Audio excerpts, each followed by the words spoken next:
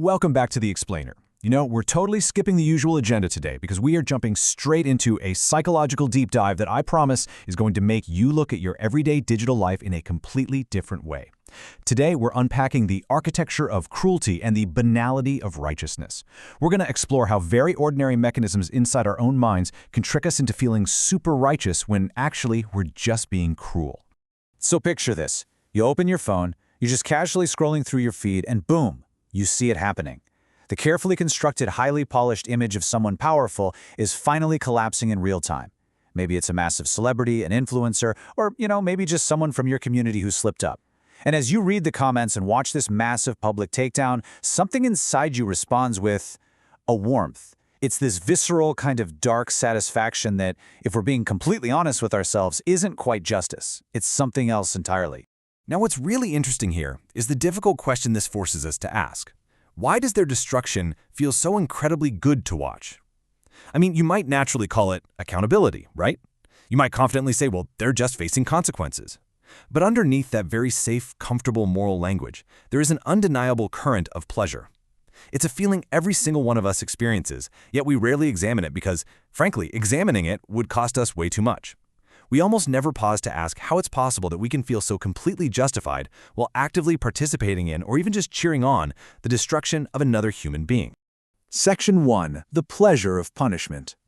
To figure out why this feels so good, we actually have to look closely at the psychology of the mind when we witness a public downfall. On a purely biological level, our basic survival drives, things like food and sex, share something pretty shocking with the socially sanctioned punishment of others. According to the source material, the exact same reward circuitry in your brain that lights up for basic survival totally activates when you watch someone you've judged get what you've decided they deserve. This is a primitive circuit in the brain finding genuine joy in someone else's destruction. It isn't just a metaphor, it's neurologically confirmed.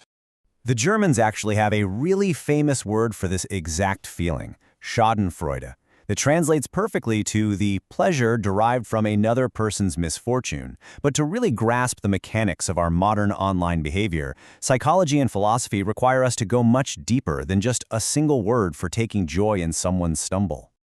Let's look at the philosopher Friedrich Nietzsche. He identified this fascinating concept called ressentiment. It's a specific psychology where people who cannot express power directly end up converting their frustration into moral condemnation. Think about that for a second. When we feel powerless in our own personal lives or in society, we desperately seek a way to exercise dominance. And how do we do it? We weaponize our moral language. There is this incredibly uncomfortable truth in the source material that puts it exactly like this. We find a socially acceptable channel for our cruelty and call it justice so we can enjoy the dominance without the guilt. We basically mask our powerlessness with this thick veneer of righteousness. We get to exercise cruelty, but because society collectively agrees that the target deserves it, we get a free pass on the guilt that normally comes with being cruel. Section 2. The banality of evil. We really need to believe in the monster myth. We need to believe that cruelty belongs only to literal monsters filled with burning hatred who are fundamentally entirely different from us. We desperately need that clean line between us and them just to feel safe and make the world comprehensible. But the ordinary historical reality shows us something way more disturbing. The people who operated the most horrific systems in human history were usually unremarkable. They just followed the rules. They genuinely believed what they were doing was necessary, or even good.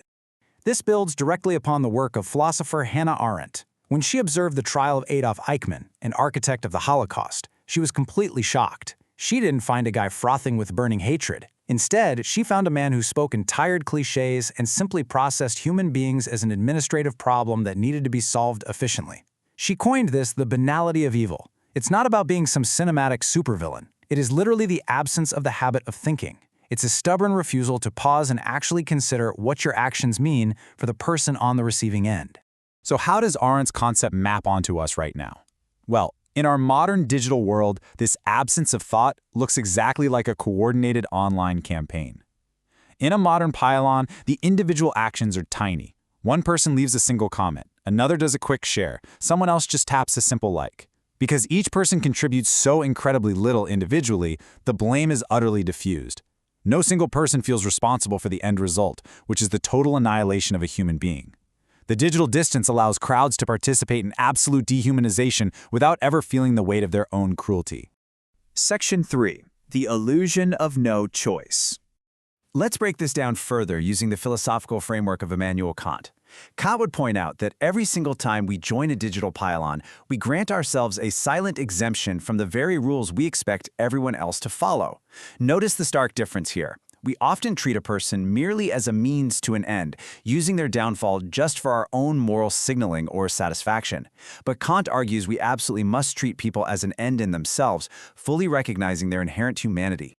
So, the crucial point here is captured beautifully in this insight derived from Kantian philosophy: I had no choice is the most democratic lie in the human language. When we hide in a comment thread using the diffusion of blame to feel invisible, we might tell ourselves, hey, I'm just one person, or I had no choice but to call this out.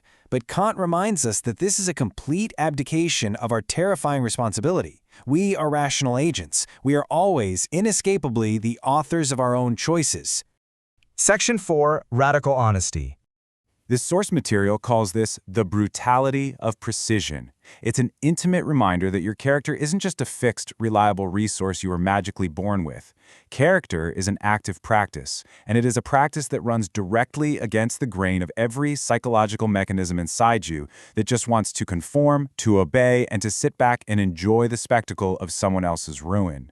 Understanding how your brain works doesn't make you innocent, it makes you accountable. So here is the actual work we all need to do. I want you to perform what we can call a Kantian act of radical honesty. Step 1. Stop being a passive witness to the digital destruction around you. Step 2. Look inward and honestly identify that warmth you felt at someone else's recent downfall. And Step 3. Name the real reward you were searching for in that exact moment. You have to witness your own shadow because that is the beginning of the only work that actually matters. I want to leave you with this final, challenging thought to carry with you today.